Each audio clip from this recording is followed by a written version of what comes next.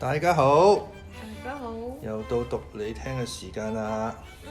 今日嚟到終結啦，呢個 Dickens Great Expectations 去到第59節啦，完結啦。OK， 咁上一回講到邊啊？講到去唔記得咗喎，突然間阿 joe 同埋阿 biddy 結婚。係啦，咁然之後阿 pip 又點咧？走人，絲毫不覺得尷尬啊！咁就去咗邊咧？就出洋啦，跟邊個咧？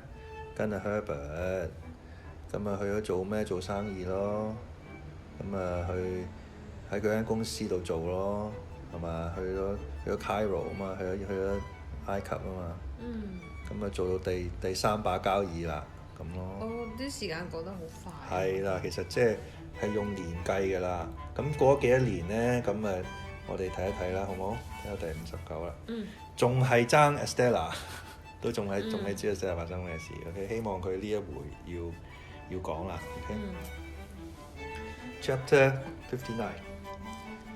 For 11 years, I had not seen Joe nor Biddy with my bodily eyes, though they had both been often before my fancy in the East, when upon an evening in December, an hour or two after dark, I laid my hand softly on the latch of the old kitchen door. I touched it so softly that I was not heard, and looked in unseen. There, smoking his pipe in the old place by the kitchen firelight, his hair as strong as ever, though a little grey, sat Joe. And there, fenced into the corner with Joe's leg, and sitting on my own little stool looking at the fire, was I again.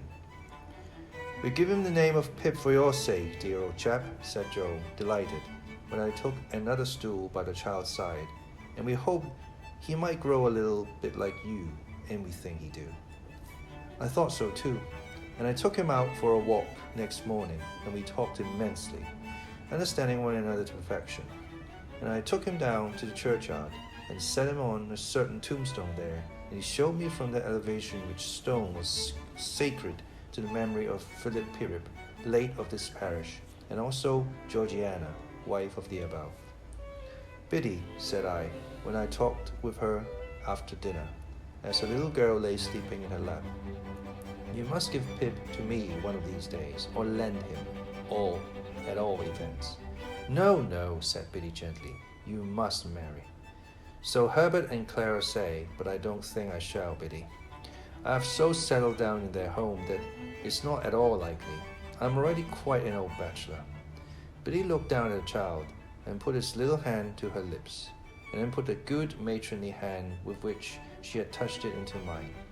There was something in the action, and in the light pressure of Biddy's wedding ring, that had a very pretty eloquence in it. "Dear Pip," said Biddy, "you are sure you don't fret for her?" "Oh no, I think not, Biddy. Tell me as an old friend, have you quite forgotten her?" "My dear Biddy, I have forgotten nothing in my life that ever had a foremost place there, and little that ever had any place there. But that poor dream, as I once used to call it, has all gone by, Biddy, all gone by." Nevertheless, I knew, while I said those words, that I secretly intended to revisit the site of the old house that evening alone for her sake. Yes, even so, for Estella's sake. I had heard of her as leading a most unhappy life, and as being separated from her husband, who had used her with great cruelty, and who had become quite renowned as a compound of pride, avarice, brutality, and meanness. And I had heard of the death of her husband, from an accident consequent on his ill treatment of a horse. This release had befallen her some 2 years before. For anything I knew, she was married again. The early dinner hour at Joe's left me abundance of time, without hurrying my walk with Biddy, to walk over to the old spot before dark. But what with loitering on the way to look at old objects and to think of old times, the day had quite declined when I came to the place. There was no house now, no brewery, no building whatever left, but the wall of the old garden. The cleared space had been enclosed with a rough fence, and looking over it, I saw that some of the old ivy had struck root anew, and was growing green on low, quiet mounds of ruin. A gate in the fence standing ajar, I pushed it open and went in. A cold silvery mist had veiled the afternoon, and the moon was not yet up to scatter it. But the stars were shining beyond the mist, and the moon was coming, and the evening was not dark. I could trace out where every part of the old house had been, and where the brewery had been, and where the gates and where the casks.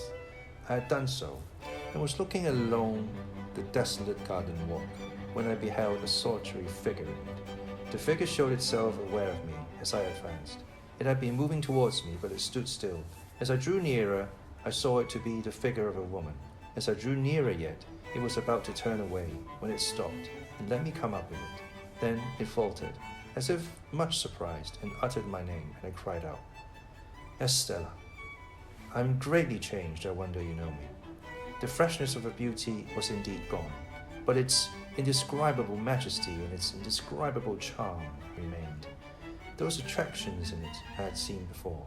What I had never seen before was the saddened, softened light of the at once proud eyes.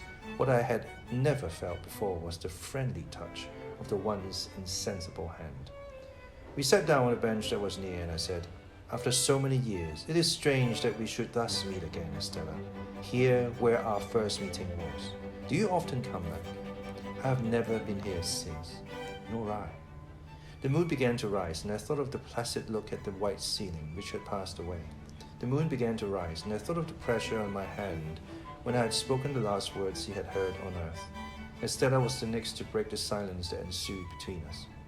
I have very often hoped and intended to come back, but have been prevented by many circumstances.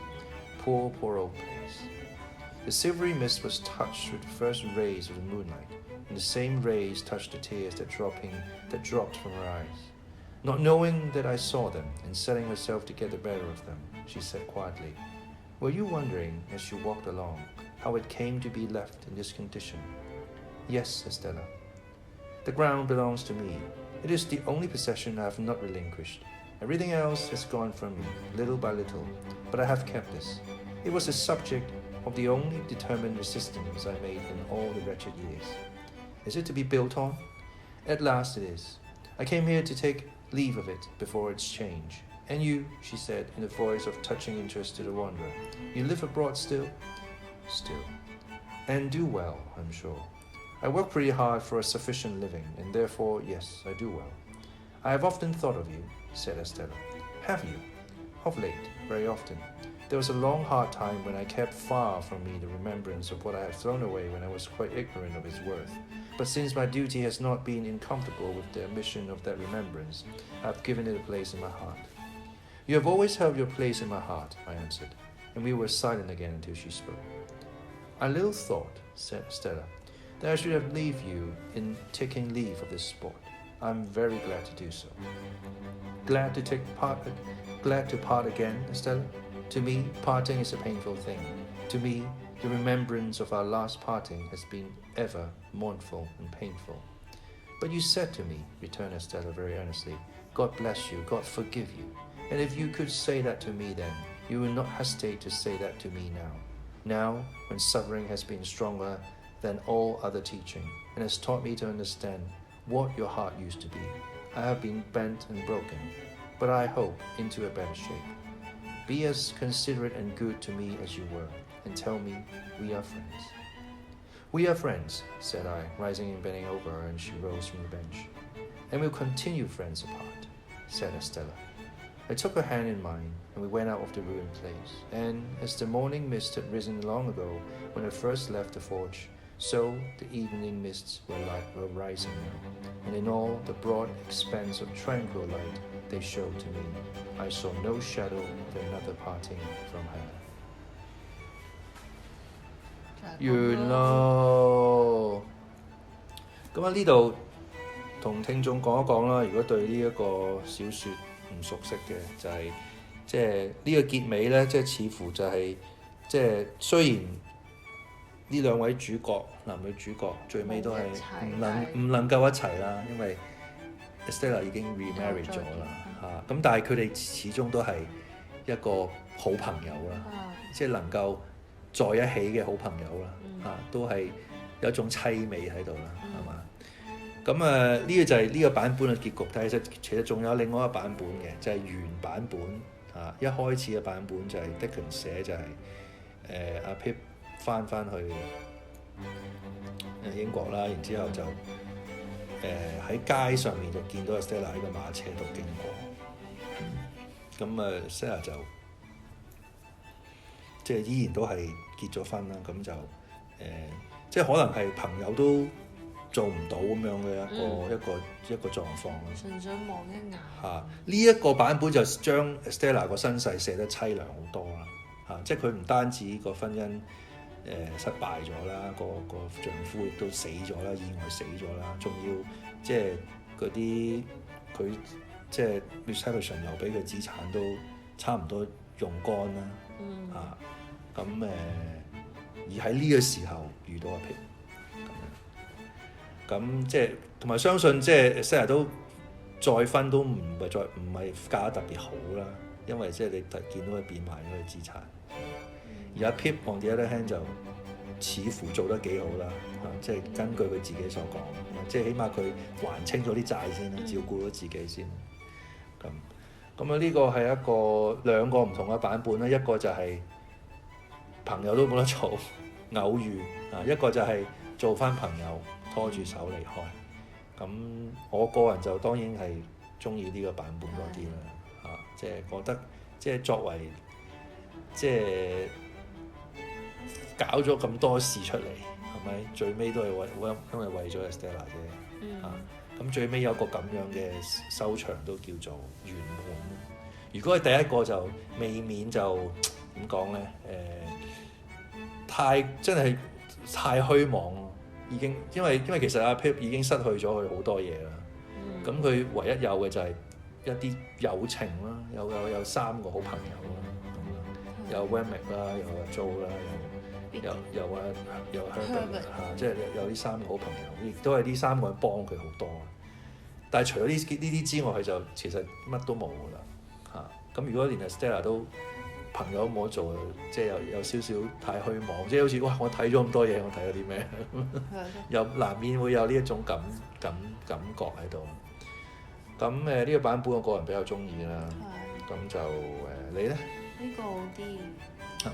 係咯，有啲嘢睇下。如果唔係同埋係凄美嘅，即係佢最尾講即係。如果唔係好似佢都未寫完咁樣咯，另外嗰件即係最尾係 estella 係想知道你仲當唔當我係朋友，然之後佢話我哋係朋友，然之後 estella 仲加一句就係 We will continue friends apart，即係呢個好令到我心係有啲戳住嘅，即係我哋係朋友，但係 continue apart，即係咁咯，即係我哋永遠都係會相隔嘅，但係我哋永遠都係當大家係朋友。即係有一種你明白，即係好超越咗時間，一個好對長遠嘅一個睇法，但係又偏偏係唔可以喺一齊嘅。但係明明我哋係曾經好接近嘅咁，又或者我可能要怪阿 Pip 太一廂情願啦，佢從來都係太一廂情願啦。佢又唔知道 Miss Havisham 根本就唔係。estella 同個個都係咁講。係咯，即係唔係即係我講而家可能佢都係咁。